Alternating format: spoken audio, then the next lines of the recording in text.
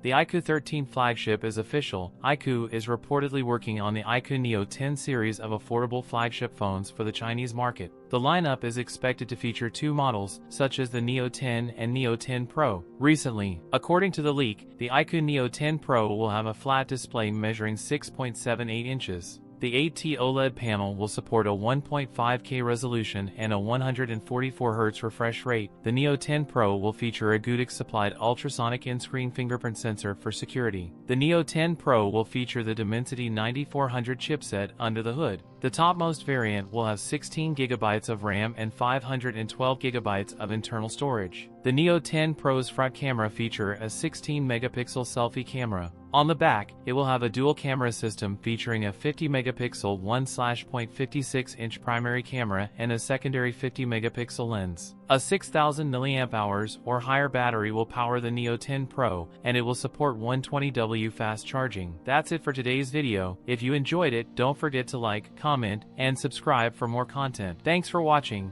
and I'll see you in the next one.